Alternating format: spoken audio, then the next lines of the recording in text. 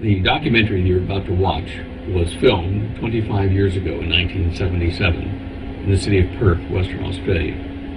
It was written, filmed, produced by Guy Basket, British producer who went down to Australia, collected his crew, and then flew around the world to make it. The copy you have is an archive copy because all of the masters of this show have been destroyed in various house cleanings at the channel over the last 25 years. However, because one copy survived, Channel 9 has given us very kindly the permission to reproduce this archive for you folks that have the Cosmic Conspiracy book. That's why you have this DVD in your possession. The documentary was originally filmed, the first hour of it, without me. And I was brought into this by a very peculiar circumstance which occurred there in Perth a few weeks before this went to air. I was cleaning house and getting rid of stuff for spring cleaning, and there was a wooden clothes wardrobe. In Australia, they don't have closets as much as they have wooden clothes hangers, boxes, nice decorative pieces that go in a bedroom. And I had too many of them in this old house that I was renting, and they were kind of falling apart in places, so I wanted to take it to the garbage dump, or the rubbish tip as they call it in Australia. So I got in the car, the station wagon, shoved this long, tall clothes wardrobe in it, and drove out to the rubbish tip. When I got there, I waited in line like everyone else to drive up to throw my garbage, or that particular wardrobe, over the side of a huge cliff of garbage down into the valley below, where all the rest of the rubbish was being shoved that day. So my time came, and I got out of the station wagon, around the back, and opened up the back door, and put my hands on the wardrobe to start to pull it out, and the guy behind me honks his horn and gets out. Young Vallee comes over to him, and he says, look, mate, are you going to throw that wardrobe away? And I said, yeah. And he said, oh, look, I wonder if I could have it. I just live a few blocks from here, and you could just drive it over the house for me, and, I'd be pleased to have it. And I said, well, no problem. Well, with this, a crowd kind of started together around us, and it wasn't other people dumping trash. It was the garbage guys that had filed rights on this garbage tip. And the rights were to mine the garbage, to pick out and sift through what they wanted for valuables and then resell it or use it. So they came across and said, "Oh, look, mate," to the guy that was trying to get the wardrobe from me, "you can't have this because it's now in the tip, in the rubbish dump, and it is ours." And so he turns to him and says, "Oh, no, it hasn't actually been taken out of the car yet. It's in his car, so he can take it over and give it to me at my house." Well, with this, these garbage men, or miners of the garbage, whatever you want to call them, big fellas, started to kind of bristle up and walk over, a bunch of them like they were going to have a little bit of fisticuffs with us. And one of the guys got like a D9 dozer and started to move toward this guy's car behind me. He was going to push his car over the edge. And he says, "We're going to push the car over the edge, mate, if you don't back off and let us have this wardrobe." So with this, the guy that was asking me for the wardrobe reaches in his pocket, pulls out his wallet, and he's an off-duty policeman. He says, "Right, the first one that makes a move, I'm going to arrest you." Well, that kind of put a quiet on the whole argument. The policeman got in his car, he told me, "Follow me." And so I followed the guy. By this time, there'd been a crowd of people throwing the rubbish away, watching all this, and a couple of the guys behind the policeman's car said, "Oh, look, you mind if we come with you?" So anyway, a little gaggle of us went over to the policeman's house and installed the wardrobe in his bedroom, and had a cup of tea and coffee there with him, and talked about, life, death, universe, and what I was doing in Australia, and various things like that. And then I went home. Well, a couple of days passed, and a man who's now a good friend of mine, but I didn't know at the time, came driving up to the front door of my house, and he knocked, and I let him in, and he says, "Oh, look, my name is Hugh Kitson. I'm a film editor for Channel 9. I said, "Oh, yeah, I remember you at the policeman's house the other day." He said, "Yeah." He said, "I listened to a few things you were talking about, and I get the impression you know a bit about this UFO stuff." I said, "Well, yeah, a bit." And he said, "Well, we're doing a documentary. We're going to keep it very quiet, but we'd like for you to come in and appear in it." So I said, "All right," and went down to the station, and they did a test interview, and thought, right, okay, there's more to this, so we'll film it over at Hugh's house.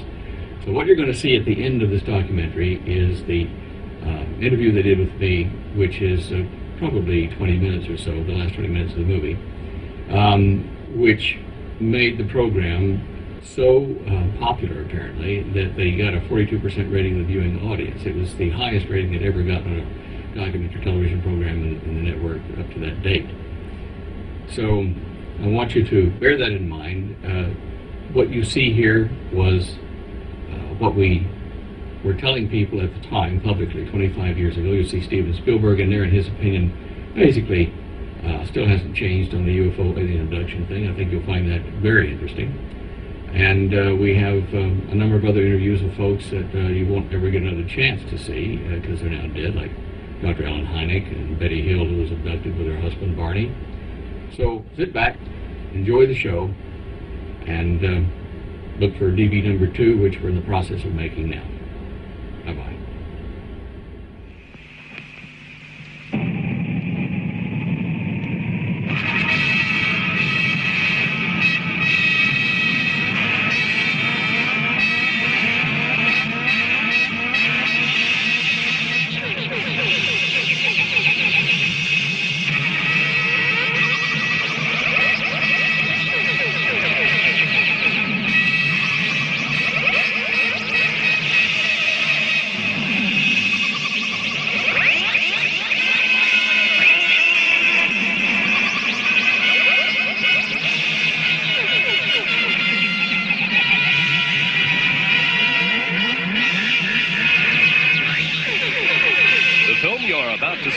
Taken our investigation team 6 months to research and assemble, and has involved them in a trip around the world. We have met the people at the heart of the UFO phenomenon, and it is their opinion that UFOs are here. A major myth about UFOs is that only kooks, quacks, nuts, strange people believe in them or are interested in them or see them. That's absolute nonsense. Western Australia is unique in the UFO problem because per capita, I believe it has more sightings than any other civilized area in the world. I think the meaning of the word UFO is that they are unidentified. And as long as they're unidentified, we better try to identify them. And that people, waste a great deal of energy saying, do you believe in them?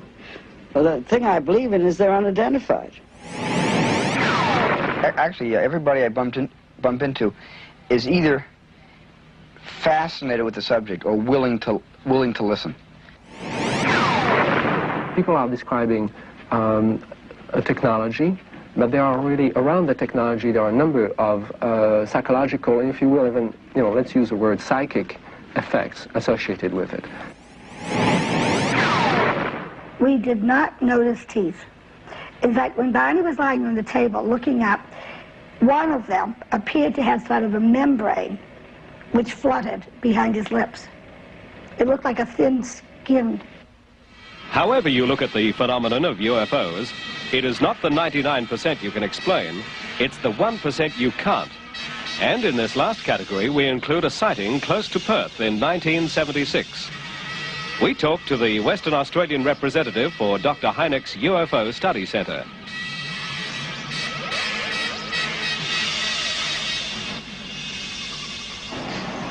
Moonrise, 3:25 a.m., 1 mile north of Wanneroo, going towards Yanchep in Western Australia. Jeff Bell, what are we doing here?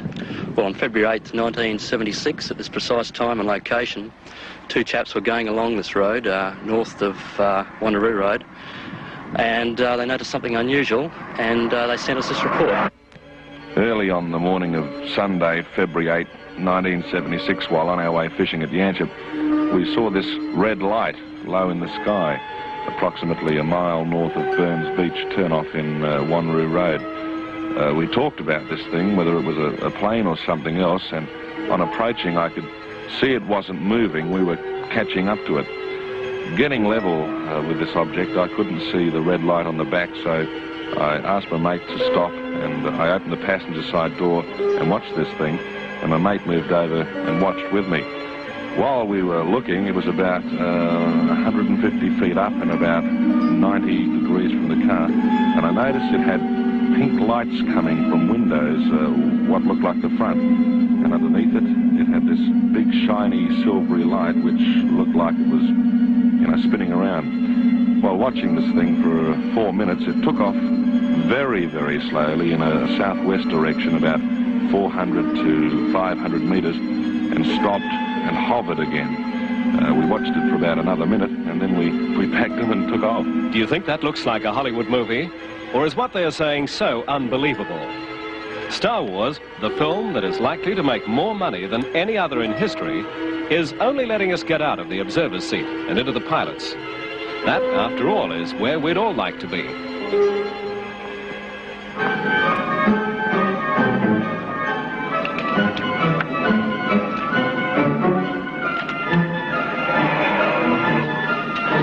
In, kid?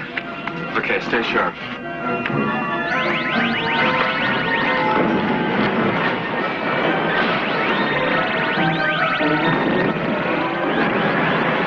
Here they come.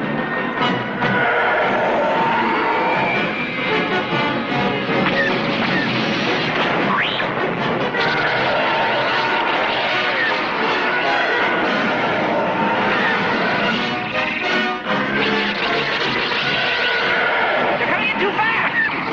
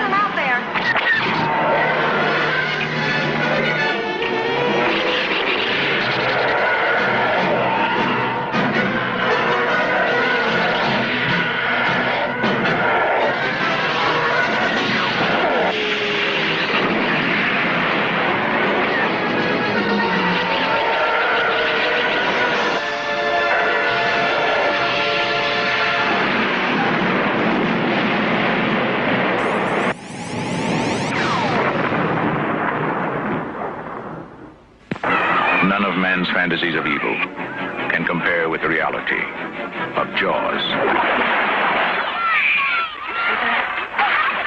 This is the extraordinary motion picture version of the best-selling novel, Jaws.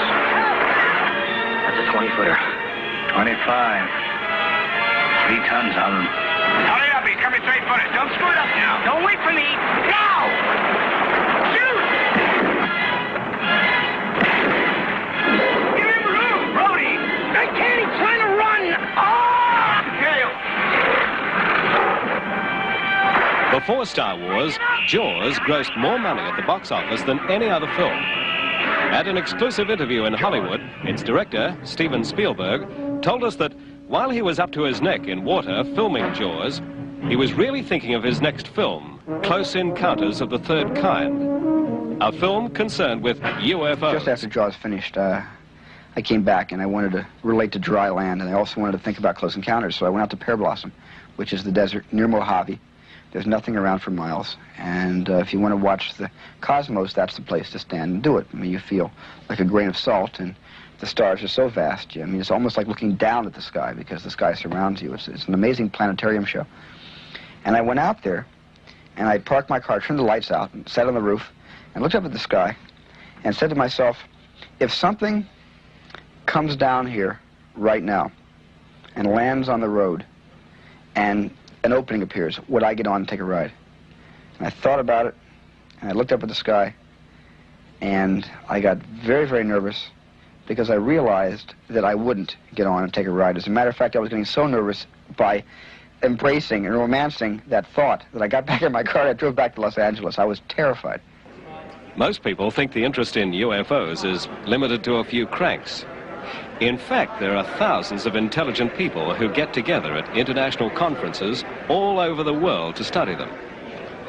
We visited one at Chicago to interview the man who for 20 years was head of the U.S. Air Force top security investigation into UFOs, Dr. Alan Hynek.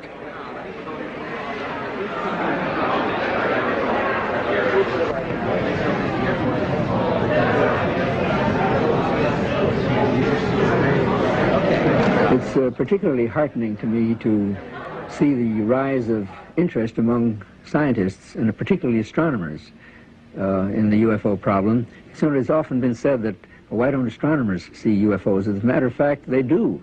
In a very recent report by Professor Sturrock of Stanford University, who queried all the members of the American Astronomical Society, found that 53% of those who responded said that, in their opinion, the UFO problem was worthy of scientific study. And what is more, 64 of the astronomers who responded gave what would be called UFO reports, objects, sightings that they personally had made at their observatories frequently, which to them was unexplained. One of the most important findings that has been made about this phenomenon is that it is global in scope. In other words, it doesn't belong to the French or the Americans or the British. There have been waves of sightings, usually lasting about a few weeks or a month and a half, over in very concentrated fashions in certain areas of the world. There have been such waves in Western Europe in 1954, for example. In this country in 1947. We know of waves in the Soviet Union, in China, in Australia, especially in Western Australia. And what is typical about these waves is that the people from all these different cultures around the world are describing the same thing in their own terms. What they are describing is an object that seems to be able to maneuver, it seems to be a technology, it seems to come to the ground and leave traces. And there have been rings especially that have been found, burned circles that have been found very commonly in Australia that are absolutely identical to things that have been catalogued in this country, in France. There is now a catalogue of such traces that encompasses more than 1,000 sightings. An ordinary man in an ordinary street in America. But this man started the 1947 wave of sightings that swept the world when he claimed to have seen from his mountain rescue plane 9 disc-like objects, roughly 45 miles away, flying at a speed of approximately 1,500 miles per hour near Mount Rainier, Oregon. The date? June 24, 1947. Later, when asked by a reporter to describe how they flew, Arnold said their motion was like saucers skipping over water. In the papers the next day, the world first saw the term flying saucer. On June 24, 1977, 30 years to the day after he first sighted them, Ken Arnold consented to speak to us. He had refused to make any public statements for the last 5 years. It's easy to see that after 30 years, he's still angry at the disbelief. Right here, we've seen something, I've seen something, hundreds of pilots have seen something in the skies. We have dutifully reported these things. And we have to have 15 million witnesses before anybody's going to look into the problem seriously? Why, this is utterly fantastic. This is more fantastic than flying saucers or people from Venus or anything, as far as I'm concerned.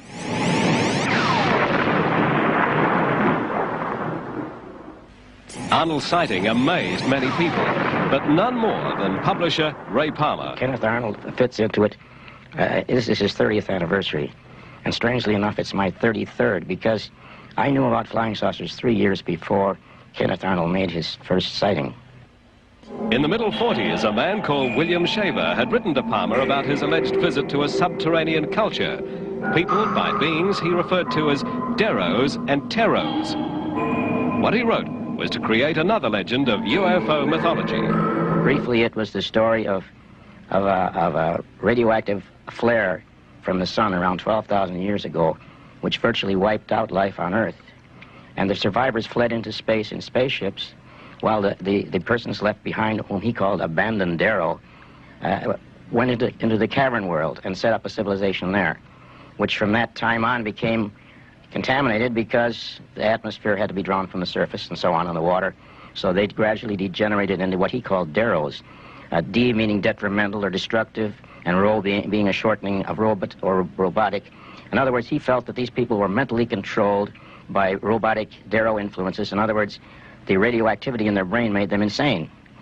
But they had at their access the wonderful machines left by this civilization which fled the Earth, which had been taken down into the caves, and among them was a craft they called a ROLAT, Ro again for robotically controlled, instrumentally controlled, and so on.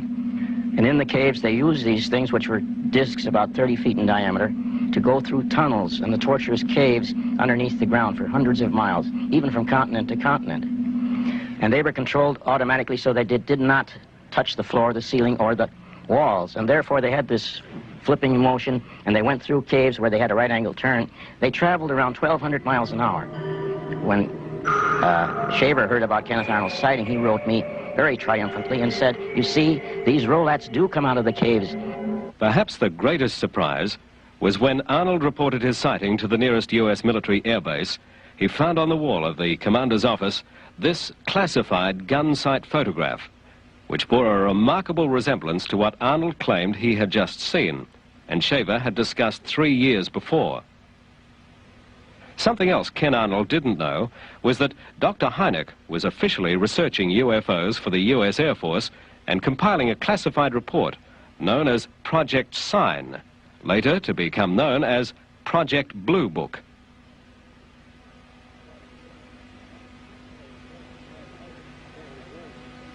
Well, it was as an astronomer that I first became associated with the UFO problem. In 1948, the Air Force asked me, as an astronomer, to assist them in seeing how many of the reports on flying saucers that were coming in at that time could be explained astronomically. And one thing led to another, and I became scientific consultant to the Air Force and remained so for some 20 years. I started almost as a complete skeptic, because I thought the whole thing was a question of post-war nerves, but it was the persistence of the phenomenon, it refused to dry up and blow away, that finally led me to the belief that we had a real phenomenon to deal with. In the years that followed, Hynek was to investigate reports from all over the world. Soon, clips of film like this one began to reach him.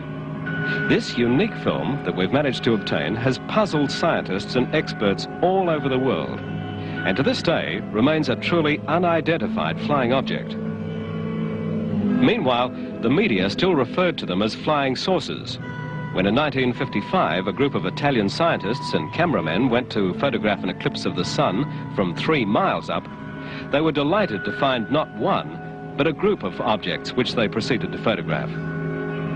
Next week, the world's cinema screens carried the title 3 Miles Up, Flying Saucers.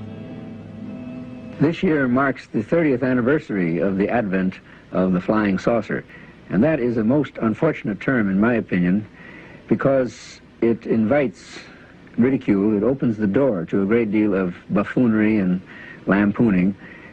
It had a perfectly good history, because when Kenneth Arnold described the motions of the discs that he had seen, he said that it was like skipping a saucer over water. But some reporter thought that was a very clever term, and flying saucers were born.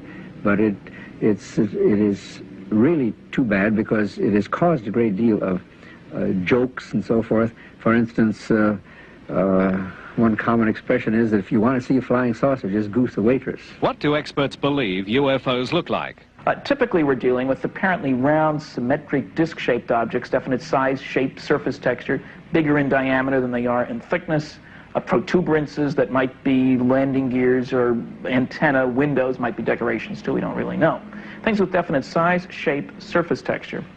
There are other reports of things that are cylindrical, long cigar-shaped objects. And if you look at the landing cases, and of course I'm most concerned with landing cases, because then we have something to work with. These are cases, landing trace cases, where a UFO is seen on or near the ground, and after it leaves, one finds physical changes produced in the environment. If you look at those cases, and one researcher has collected more than 1,000 such cases from 55 countries, and they're similar, whether you're dealing with sightings in Australia, New Zealand, you got the same landing traces as in the United States, as in South Africa, as in Canada, England, France, all over the world. There aren't any laws of physics that stand in the way of flying saucers, either getting here from other star systems or performing here once they're here. Many people think that you can't get here from there. The fact of the matter is that there are published studies by reputable engineers and scientists in good technical journals showing that trips to nearby stars, and I don't worry about the distant ones, are feasible with reasonable round-trip time, shorter than a person's lifetime, without violating any of the laws of physics, and using staged fission or fusion propulsion systems, on both of which I have worked. Now, we physically tested fission nuclear propulsion systems when I was at Westinghouse. In 1967, we tested the NRX-A6, less than 3 feet in diameter, power level 1,100 million watts. That's roughly the same energy it takes to light this, or to provide the electricity for the city of Perth. As Perth, the City of Light, was viewed by Apollo astronauts, other UFO sightings were being made in Australia. Dr. Hynek's worldwide organization has a branch in Sydney, headed by Harry Griesberg and Bill Chalker. Sightings in Australia are so numerous that a special computer is needed to handle them.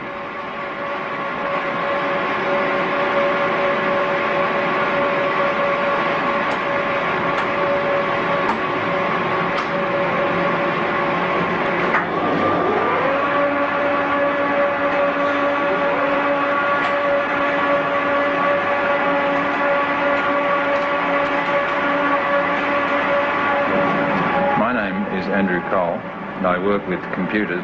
I got actively involved with the UFO Investigation Centre after an experience of my own. We started out with a very small machine, which we were able to recover from scrap and make it do what we wanted to do with it. But since then the files have grown, and we now have several thousand files which we can look at and reference whenever we need. And this requires a much larger machine.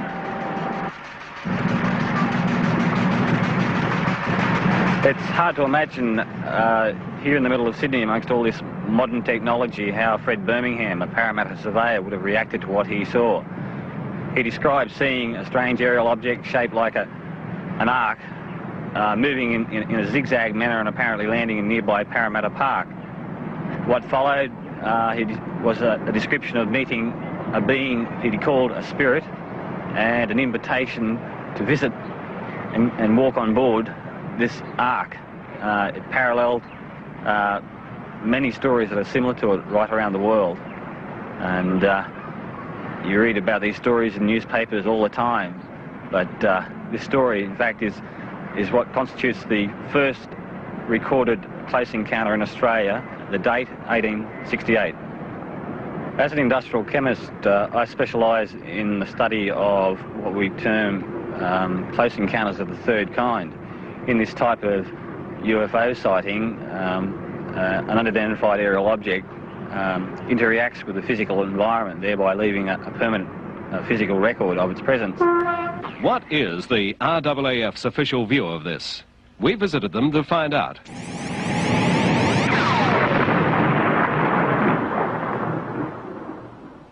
Squadron Leader White, you're with the Department of Defence here in Canberra. Is your function to deal with UFO inquiries entirely? Only partly. In Air Force Office here I have several duties, one of which is to deal with what we prefer to call unusual aerial sightings. Now you departed from UFO for any particular reason?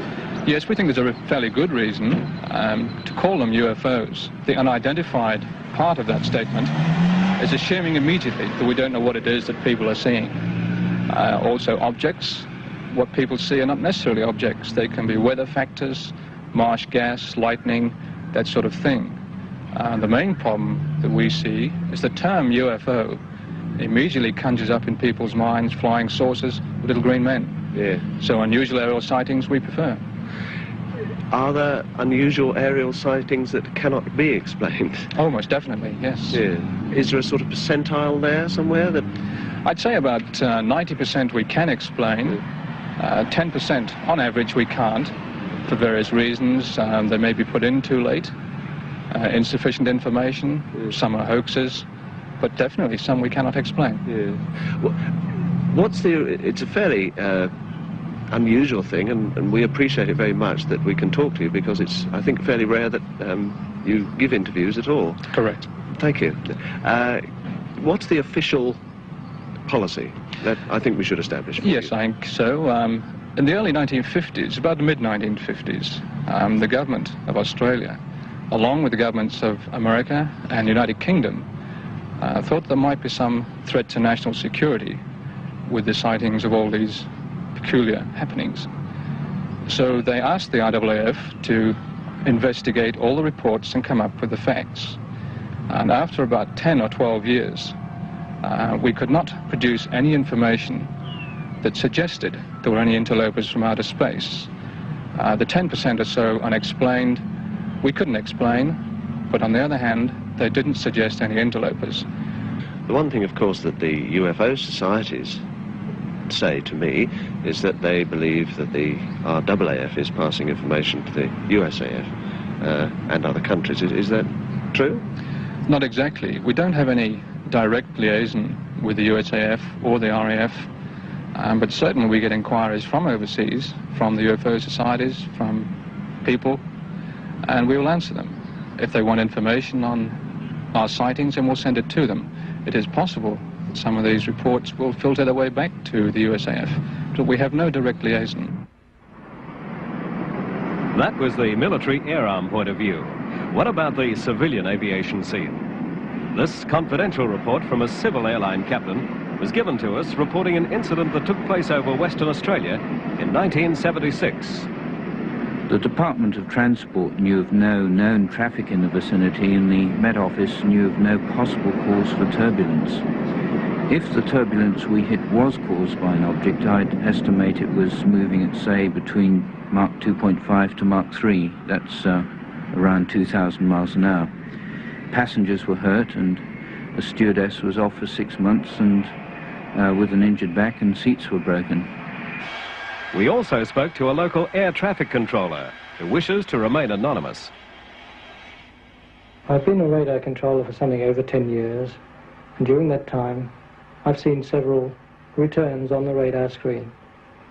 They appear at an error and they disappear, and they don't appear to be able to be explained by the stock answers which we can put to such returns, such as flocks of birds, balloons moving downwind. Some of these returns have been moving against the prevailing winds. Nothing as dramatic as perhaps the air traffic controllers in the States have, where they've actually been able to investigate such sightings with aircraft. Nothing as spectacular as that. Nonetheless, something that I can't explain. And from Kalgoorlie Airport last year, a report from the duty meteorologist. The UFO passed across the sky from the northeast to the southwest, not directly overhead, but a little to the south of me. The object looked oval from my viewing angle. It appeared in size about half that a 5-cent coin would be when held at arm's length. It was white, and the whiteness seemed brightest at the edges, which weren't sharply defined. There was no sound, and not knowing the size of the object, it was pretty impossible to estimate its altitude. The UFO took about 10 seconds from when I first sighted it in the northeast to when it appeared to stop in the southwest at about 40 to 45 degrees elevation. It seemed to stay there for about 5 seconds. Then it seemed to just vanish instantly without moving from the spot.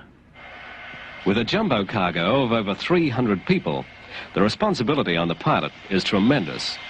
Did they ever see anything unusual? Flying on Eastern Airlines from LA to New Orleans, and my production designer, who was on the airplane with me, was talking to the stewardesses about the movie we were making, and he mentioned to one of the stewardesses that it was a film about dealing, with UFOs. And the stewardess apparently went into the cabin and mentioned this to the pilot, and all of a sudden this big steely gray-haired guy with wings on his chest comes out, the pilot of the airplane. They point me out, he sits down next to me, and he said, will this be a serious movie, or is this just going to be a comedy or a sci-fi? And I said, no, we were taking the subject very serious. And then, knowing that I wasn't about to laugh in his face and ridicule what he was about to tell me, he sat down, he told me 2 experiences he had while flying with Eastern. One was a nocturnal light that traveled very, very quickly across his glide path.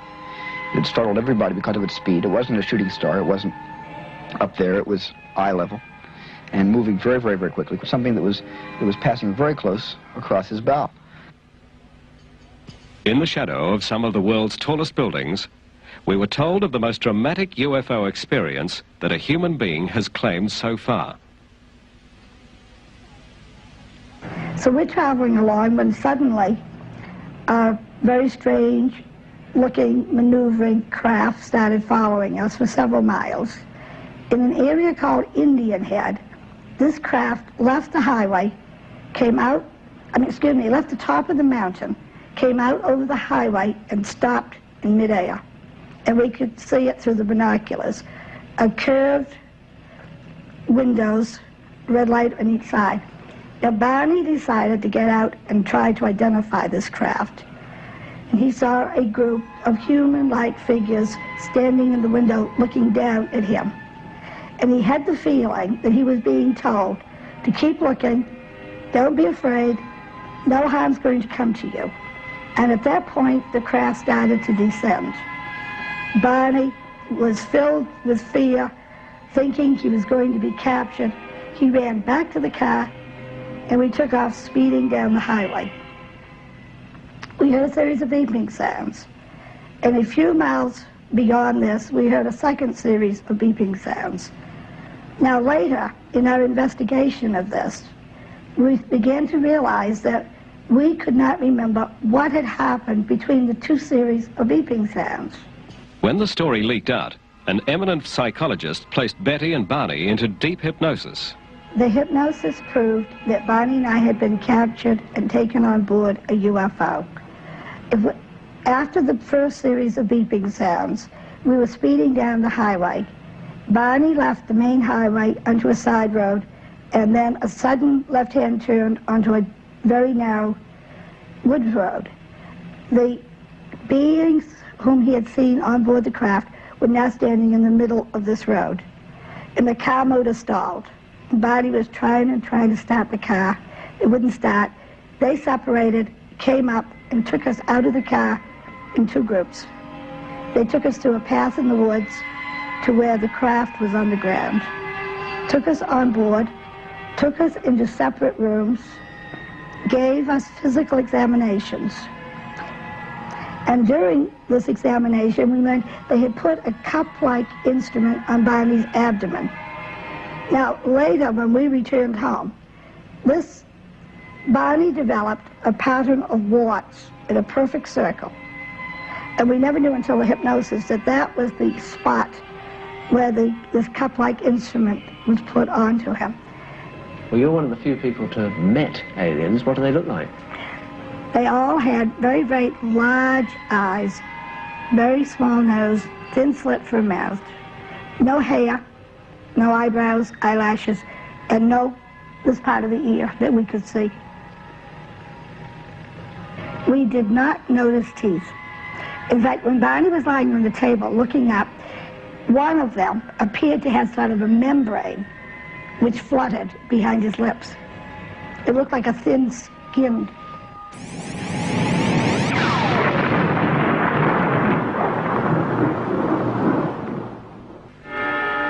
But it's not an exclusive American right to see UFOs. One of the most credible witnesses we interviewed was an Australian minister, the Reverend William Gill, posted before the time of his sighting to the Anglican mission in Boinai, Papua New Guinea. One night at 7:45, as he stood with 38 other people at the edge of the mission playing field, every one of them saw the same thing. Can you imagine what it's like to look up in the sky and see a totally foreign-looking object there just hovering, not very far high up, maybe 200 or 300 feet up in the air, and glowing, and two bipods jutting out from behind it, from underneath it, and sparkling all around, and some figures up there. This solid-looking object, and figures walking about on top, and not the slightest noise whatsoever. And so we waved. Wouldn't it be wonderful if we could get this object down onto the playing field? And as we waved, wondering whether we'd get some recognition and whether perhaps they would understand what we wanted, they waved back.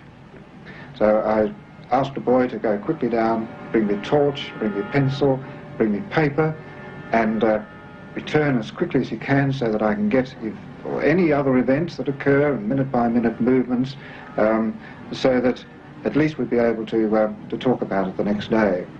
And this he did, very, very quickly. He brought it back, and he brought the torch and put the torch on and shone it to the craft. And as he did so, he waved or moved the torch this way. And we were dumbfounded when we looked at the craft, and the craft was as though it was responding to the torch. It began to do this too, you know, like a disc-shaped object just moving the same way, responding to the movement of the torch. Next day, just prior to the evening service, about 7 o'clock, the thing was there again. It had arrived about an hour earlier, and we all decided to have the normal evensong that we do have on those nights, because, well, the thing was out there outside the church anyway, and we felt it wouldn't go away during the service, and it didn't. When we came out, there it was, still up in the sky. And so for another hour or two we watched, and then suddenly it did go, and there was this amazingly incredible speed that the whole craft disappeared to nothing across the bay in a matter of a second or so. From New Guinea to China, from China to Peru, native customs and beliefs reflect the history of such visits from gods of the sky. The sky spirits of Australian Aboriginal myth are these Wandjina from the Kimberley. How similar they are to our own astronauts. The UFO phenomenon didn't really start in 1947. We have many sightings from during the war, before the war, in the 19th century, and going back as far as we have records. And in that regard, I've been especially fascinated by the possible parallel between UFO sightings and folklore.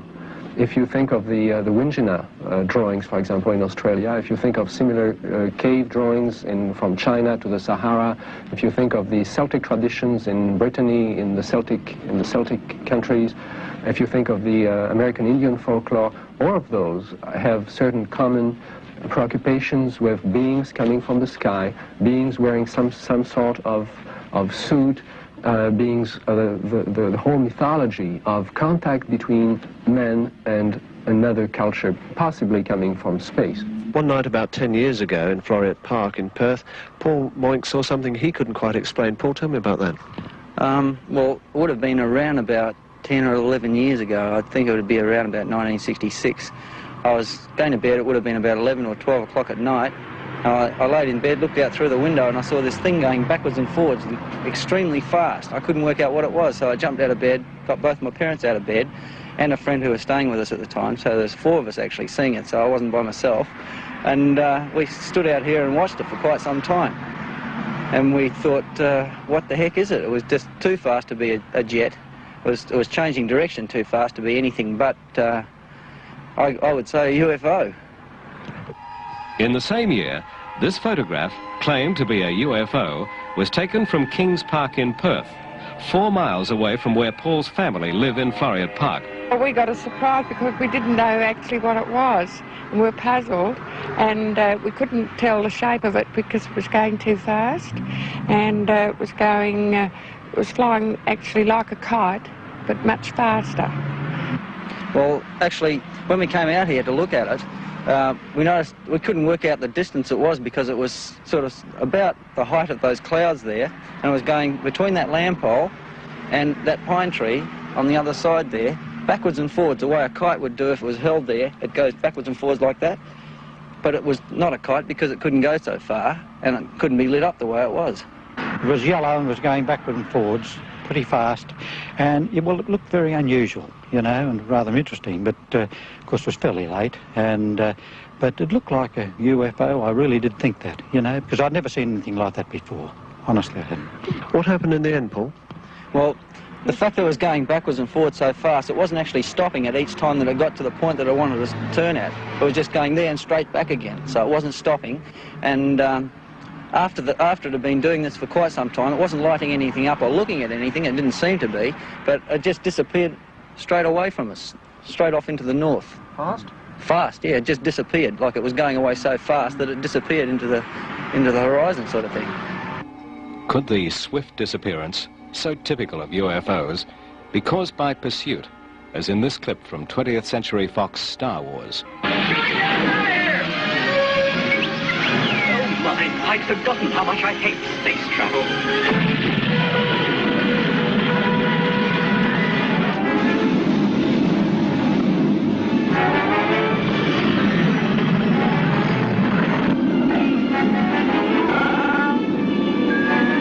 It's like an Imperial cruiser. Our passengers must be hotter than I thought. Try and hold them off. Angle of the deflector shield while I make the calculations for the jump to light speed.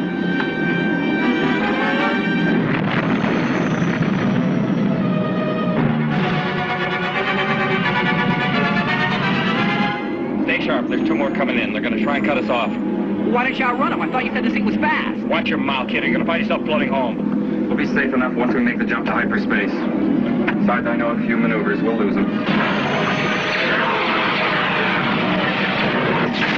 Here's where the fun begins. How long before you can make the jump to light speed? Take a few moments to get the coordinates from the Navic computer. You kidding? At the rate they're gaining? Traveling through hyperspace ain't like dust in crops, boy. Not precise calculations, we'd fly right through a star or miles too close to a supernova, and then it'd end your trip real quick, wouldn't it? What's that flashing? We're losing the deflector shield. Don't trap yourselves in. I'm going to make the jump to light speed.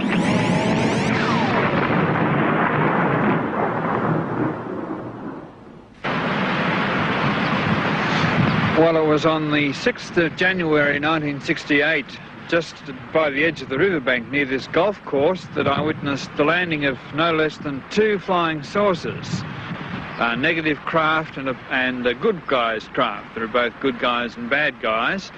And the whole thing started off when the State Electricity Commission built a 66,000 volt power station next door to my home. And these attracted the flying saucers, which came and had a look at it while it was in its construction stages, and when it was switched on especially, they came around in droves, measuring the magnetic fields around it. In those days, in 1968, we had Essendon Airport in Melbourne. Tullamarine hadn't been built, and aircraft took off like flocks of birds all over the place. And this particular plane had to bank on this evening, the 6th of the 1st, 68, in order to miss this flying saucer, which then, after it left the paper mills, trundled off across the sky over here to the Q Boulevard. So I had my camera loaded up with 400 ASA black and white 8mm film, and I took it and followed this UFO down by the roadside, by the river, and I got some spectacular film of a landing. I had a sudden impression to look up, and lo and behold, this light in the sky was getting bigger and bigger, and I realized it was going to land. And it did land, but I was so surprised, because watching a UFO land isn't any normal event. I was so surprised I didn't get a picture of the first landing, and just as well because this was a landing by the men in black, what we know as the negative flying saucers. But after I'd recovered from my surprise, I did get enough gumption to photograph the second UFO, which came from Ashtar Command, which was in hot pursuit of this first UFO, and this is the one that landed in the movie film I took. Now, 10 years later, this is the spot where the flying saucer landed, and I revisited the location, and this is an approximate angle of what I shot on my movie film 10 years later on today. This picture was taken the morning after the landing. It left a burnt circle 60 feet big in the grass. This second picture was taken 7 years later of the same burnt circle, and as you see, nothing has grown on the spot. Well, now, let's take a look at the burnt circle 10 years later and see whether or not anything has grown.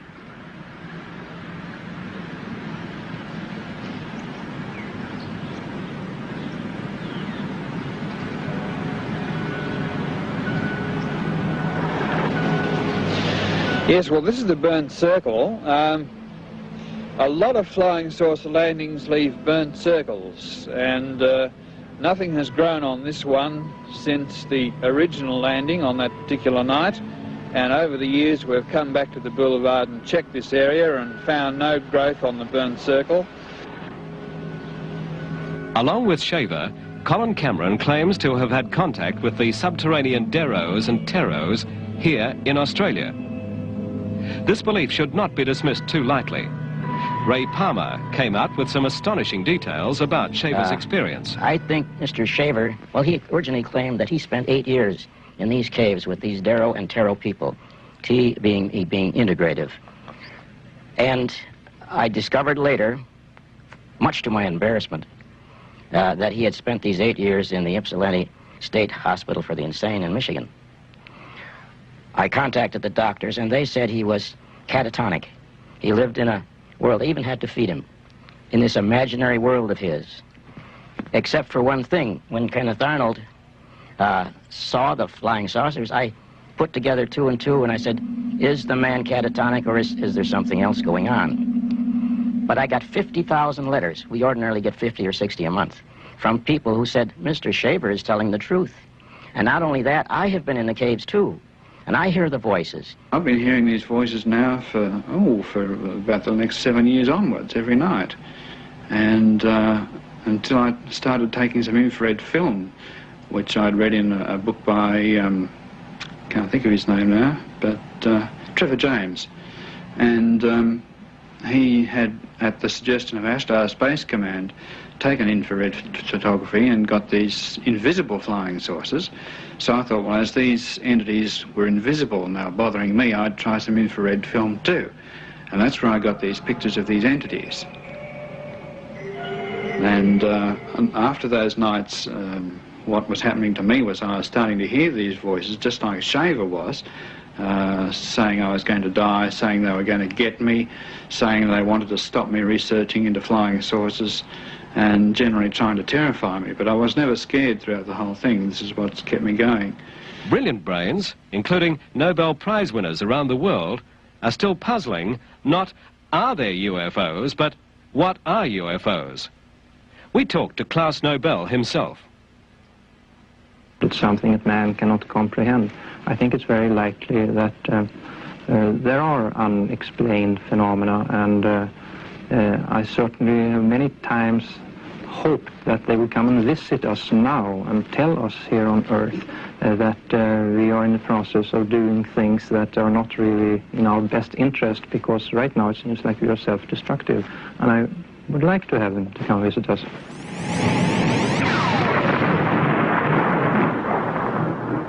My personal opinion today is that the flying saucers exist in our atmosphere.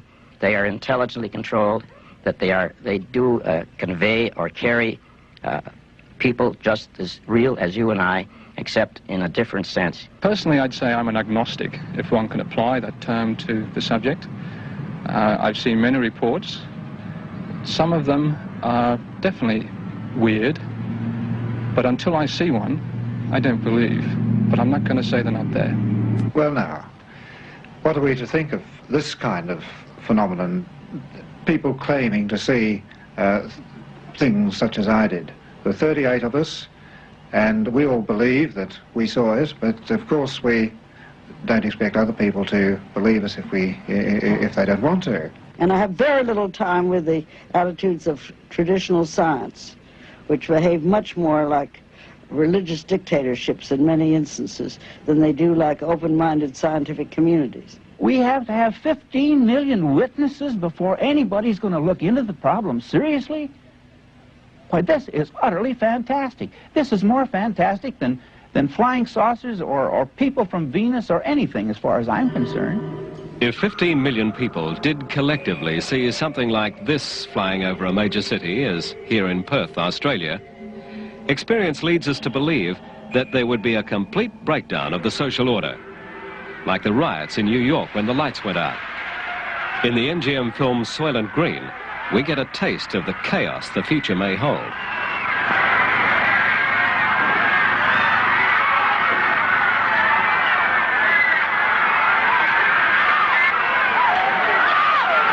I wouldn't put it past this government that a cosmic Watergate has been underway for the last, 25 years. And at the same time, I don't think it's, I think as we're growing up, or from the government's point of view, I think we've been adults for hundreds of years, but from the government's point of view, we're still growing up, and eventually they might want to tell us something about what they've discovered over the decades. There is a rumor that was in U.S. News and World Report a number of months ago that Jimmy Carter might make some unsettling disclosures about the UFO phenomena sometime in December. It's perfect timing. I opened my movie in December, so it's perfect timing. There is a shyness and a reluctance on the part of many witnesses, and understandably so, against reporting, because too many have been ridiculed and life has been made somewhat miserable for them. But at the Center for UFO Studies, both in the States and in Australia, it is our standard practice never to use a person's name without their specific permission. So if any of our viewers have what they feel is a valid UFO experience and have not reported it, by all means, I would say it is your scientific duty to report this, and with the assurance that your names will not be used without your permission. A graduate nuclear physicist in America felt it his duty to report a sighting he shared with 12 other people. Perhaps he will prove, in the light of future events, to be the most credible witness of all. This rare official document was signed by the then governor of the state of Georgia, now the President of the United States, Jimmy Carter. As we were about to finish this documentary, another intriguing explanation of UFOs was given to us by an ex-FBI informer now living in Perth. A research physicist, what he has to say is what he believes to be the truth. It is so staggering, we felt we should extend this program so that he could be heard.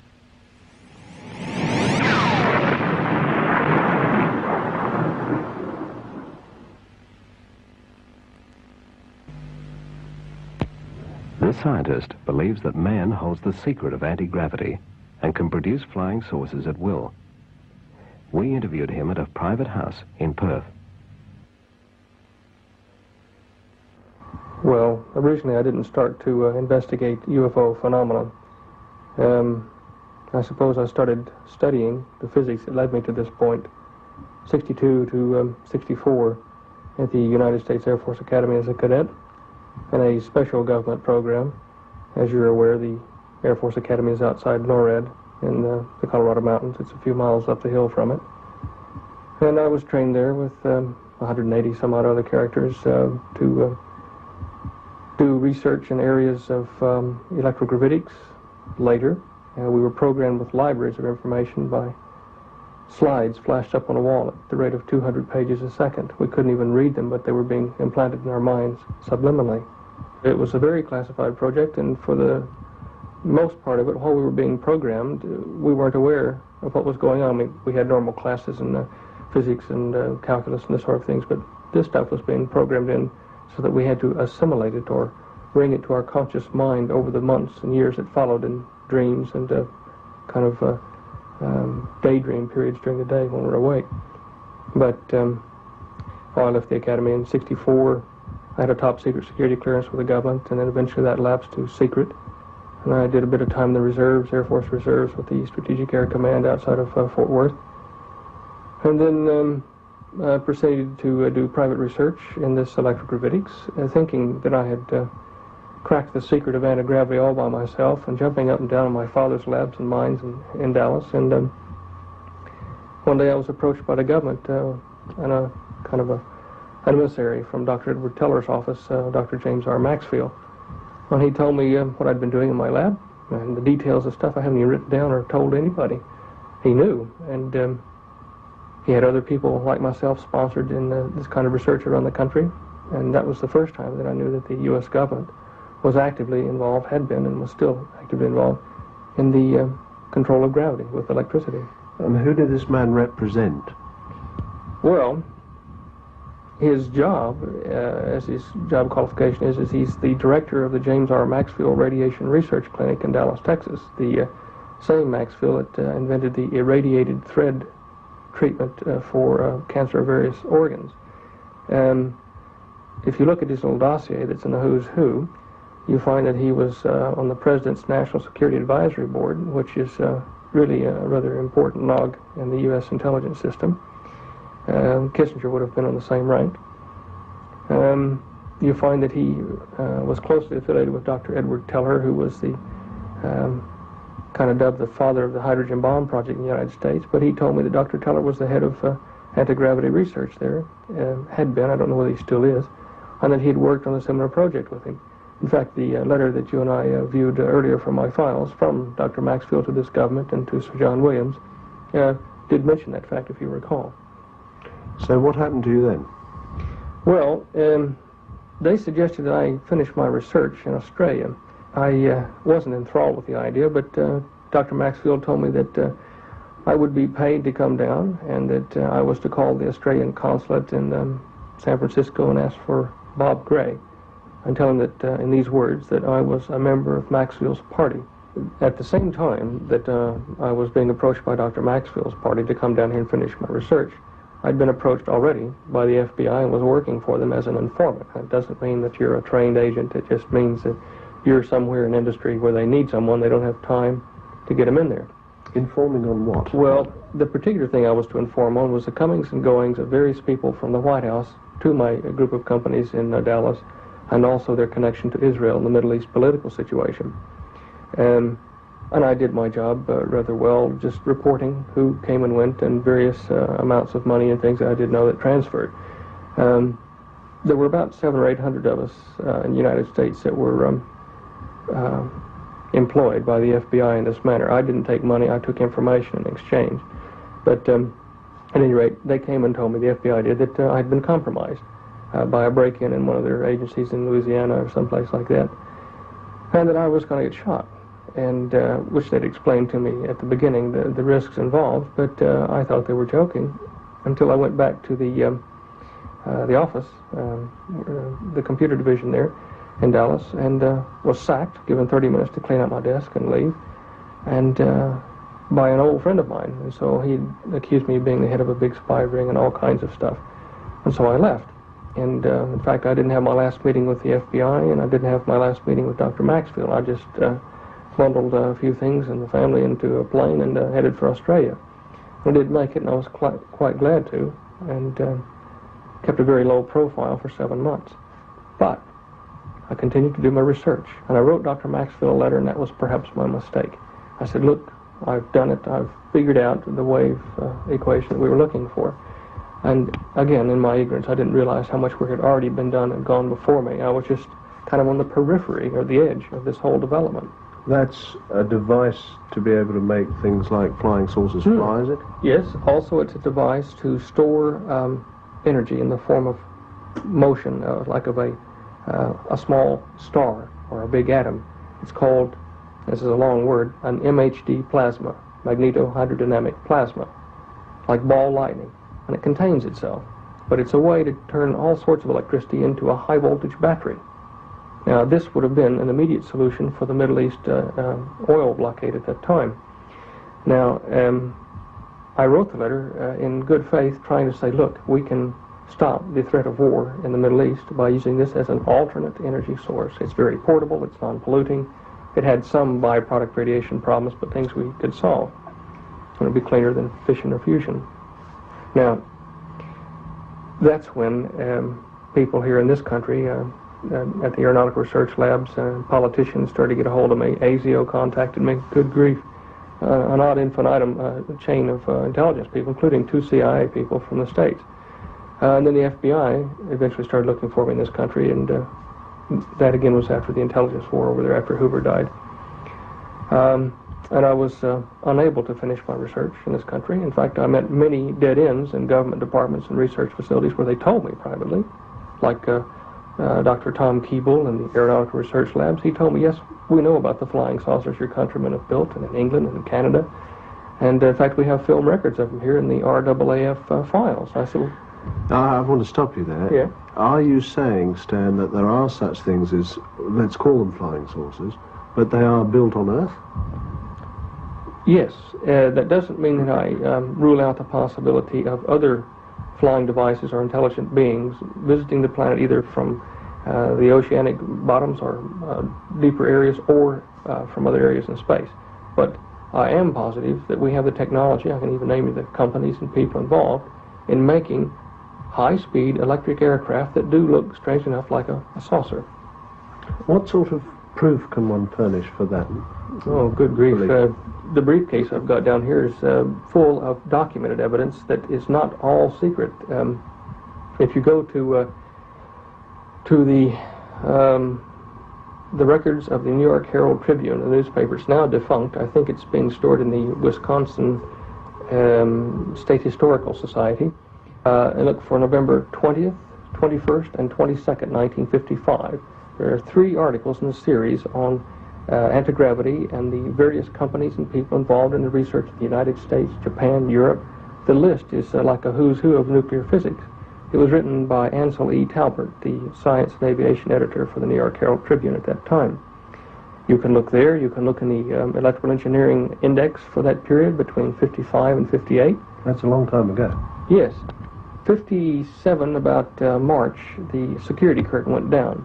And there were, at that time, over 100 published universities and organizations, including the Gravity Research Foundation, which is still operational in Gravity Village in the United States. There were over 100 of these things operating to develop gravity, the control of it as a power source and communication and locomotion, etc. Now, in 57, the blanket went down on security, and there was no more reported news on it to say either that it was a dead-end research avenue, that everybody had stopped working on it, or that it was highly successful and there had been a few breakthroughs. There was just nothing. It went quiet. And if you go back in the period and look, you will see that for a number of years after 57, there was no mention of this sort of research in print. Behind the scenes, there was a lot of discussion, and even MGM Studios made the movie The Forbidden Planet, revealing at that time a lot, as though it were fiction, of the technology and why it had to be covered up. Now, I think Walter Pidgeon starred in that, and he did a good job. Prepare your minds for a new scale of physical scientific values, gentlemen.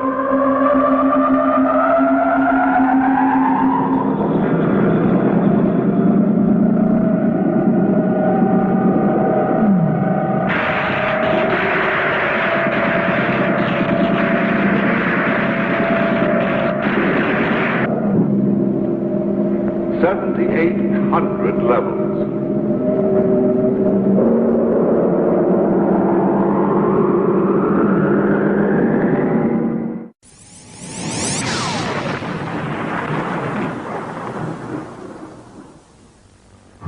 Basically, they decided that mankind wasn't ready for it yet because he proceeded to misuse it like he had the atom or the hydrogen bomb. Now, recent evidence is very hard to get. However, in this country, a little leak occurred over here with William H. Martin in the Nation Review. May of 1973 or 4, I believe. I can't remember now. He published an article on Pine Gap and how Nixon had intended to use it in 1975 to solve the energy crisis by announcing a new method of electromagnetic propulsion, which would be based from the Pine Gap facility.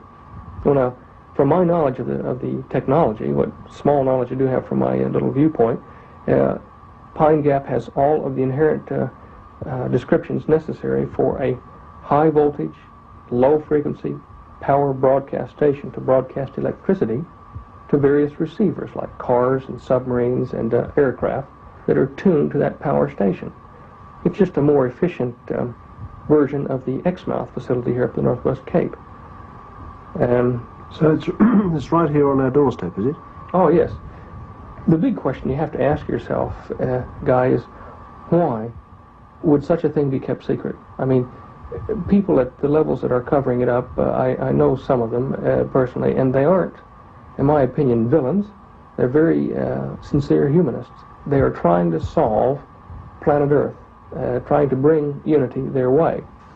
You speak of them as though they were collective rather than singular, is that right? Yes.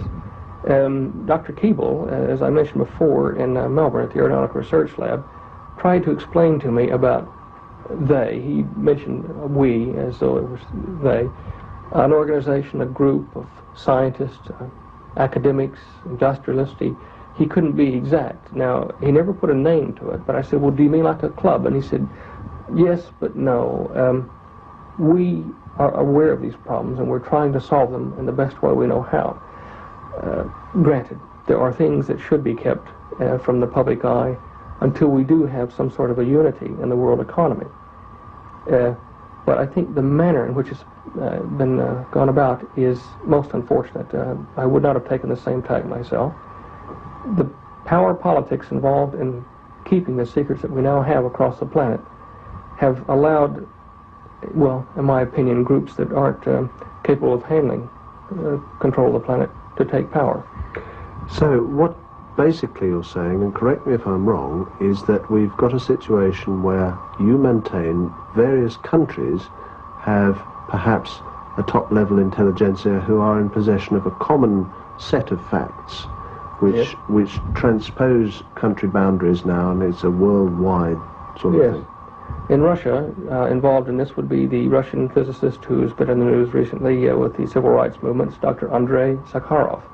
Also in his country, an ex-KGB agent, some 25 years, but a physicist, and a former hydrogen bomb project development engineer, physicist, is Dr. Bruno Pontecorvo, working on gravitic engines in Siberia. As I told you, in the States, it was Dr. Teller and the affiliates there. I don't know all of their names. But these people have all been working together as scientists who go above governments. And look, they're sincere. I can't blame them for doing this. It's just that they have lost control of what they tried to set up. Has that association got a name? I don't think so. When I worked with the FBI, there was a political and financial institution that I was ordered to investigate with many other agents, and it was called the Illuminati, which is a general term meaning the enlightened or the wise ones. The investigation of this led me to the Council on Foreign Relations and to the Club of Rome, which are linked by joint directorships under Carol Wilson. This is, again, another tale, but you put yourself in the scientist's position in the mid-50s. What you see is that you've got a technology that, if announced to the public, would cause mass reactions in the economy, in social moves, in cultural reactions that could probably bring about the demise of the whole human civilization. A simple example would be this. As a scientist, you come out in the mid-50s and you say, We have a process which will allow us to get rid of tires, allow us to get rid of the petrol engine, hence the petrol, hence all the dependent industries. It'll be available for you in 24 months' time. It'll only cost you $3,000 or $4,000. Now, what guy in his right mind would buy a new petrol engine car if he could have one of those new ones in 2 years that don't need roads and run on electricity and no petrol necessary? They'd all stop their buying trends, which would then collapse the economies that would be building the other one in 24 months. If you had a central world authority, like Dr. Pache's Club of Rome group want, then if you announced, when you controlled all the nations and the economies, if you announced and said, we've got a new car that does this, nobody'd panic, because they know that if their industry became redundant, they would be retrained and paid while they're doing it in some other support industry. We don't have that facility on the planet at the moment, because we're greatly disordered, and many of the cultures fight against each other. Scientists, industrialists, engineers found this problem in the mid-50s. Now, we're playing their part. So we sit here and we say, how do we get world unity? The United Nations, the League of Nations had failed. You couldn't get any 2 or 3 of them to agree to turn their sovereignty over to a third party. You couldn't come out and field an army from the United Nations or League of Nations or anywhere, in a corporate army, and tell the people of Earth you're taking over, as some people have suggested the multinationals might do. You can't do that because the mass resistance would be worse than the French resistance to Hitler. It would destroy the unity they were trying to get. So by peaceful discussion over the conference table and by force, it wasn't possible. Yet as the scientific community looked at this new technology, it reached into all human endeavor, touched many points of life. They said, look, if we develop this, completely develop it into a social, technological, integrated model, away from the rest of people in islands or in back rooms, however we do it, keep it quiet even from the politicians. At some point later, after 1956, 57, 58, some point later we'll have it ready to announce to the world as a global system. Then all we've got to do is figure out how to convince them to give it a try in unity. Right, well this was 20 years ago. Mm-hmm. Are we now saying that this is approaching the time? I think we are, and it's not like some prophecy or something. It's just looking at events in the media. For the first 10 years of that 20-year period you're talking about, people that saw UFOs or flying saucers were nuts. They were played that way in the media. It was a bad thing to even talk about it. Now, toward the end of this 20-year period, if you see one, you're a great guy in the neighborhood. Everybody wants to talk to you. Everybody wants to know you. Pilots, physicists, all kinds of people are coming forward now. Presidents, dictators. Yes, I've seen a UFO. Now, to me, the shift in the public conditioning medium is to get people ready for the announcement of the new technology. Now, scientists aren't going to come out. Industrialists aren't going to come out and say, okay, here it is, children. Here you go. The new model for planet Earth using this technology must be independent of any established government or order. It can't be Russian or capitalist or dictatorial. It's got to be independent. And the only way you can do it is an external culture, whether it be called from the ocean bottom, whether it's from the Bermuda Triangle, or whether it's from outer space. They have got to see it in this way so that for a short time the masses will overlook their cultural differences to unite, to form this one world order. Then, after 7 or 8 years, if you can hold the ruse that long, you explain to them, this is how we brought peace. I still maintain, I don't think that it'll work, because at the top, these organizations are fighting. I'd like to ask you a direct question.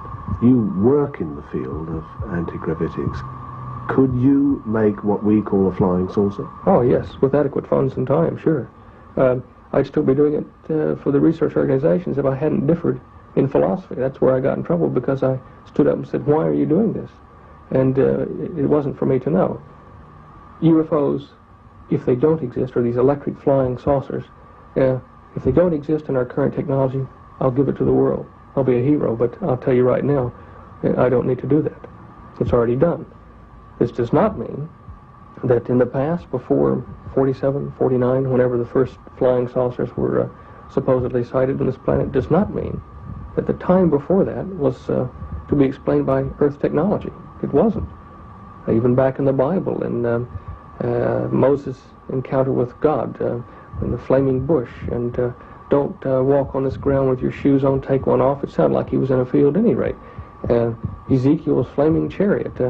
You go back thousands of years, and you find we had encounters with things that could only be explained in their own words as being from the heavens. In the last 2,000 years after the birth of Christ, we find that these encounter cases were, many of them, more bizarre, where they didn't have the same good side to them. People suffered headaches, some cases disappearance, livestock were cut apart and the blood drained out of them. You see it quite frequently now. It seems as though the more recent contact cases from these extraterrestrial origins have been malevolent or bad, whereas the Old Testament versions were benevolent or good. We do have the technology now to give UFOs, or the electric flying saucers, to the world. It is a, when I say we, it's a joint scientific effort from many of the countries of the world: Russia, the United States, England, Canada. Now, it is just the manner in which to announce it. What we have here is the tip of the iceberg with the anti-gravity device, the flying saucer we've been discussing. There are many other things that the technology offers. New medicine, which allows limbs to be regrown through electric field processes and plasma research, bioplasma, the tissue restructuring. We have devices which can transmit power around the entire planet without wires, so that you can tune to electricity stations like you would tune to a radio station, but it would run your house or your caravan or wherever you are in the bush or the water or the air. We have theory now, but I don't think any practical devices that would allow us to go faster than the speed of light and traverse many light years of distance in a very, very short time, using the same technique that we used to break the sound barrier, where we warp the shock wave. Perhaps this is where Star Trek developed their terminology, warp factor 1 and warp factor 2. We have devices to make weapons, which is an unfortunate thing. It could be used for other applications, but in transmitting power in little hand or backpack units, or even on tops of the decks of ships that shoot smoke rings or charged particle rings like smoke rings at targets long distances away, and strike them with enough force to electrocute or burn the target, depending upon what frequencies are used. There are numerous things. There is even a way to use this process to control mines at a distance of 10 to 15 miles from a central transmitter, where people aren't even aware of it during their sleep, somewhat like post-hypnotic suggestion. This, in the wrong hands, is not a good tool.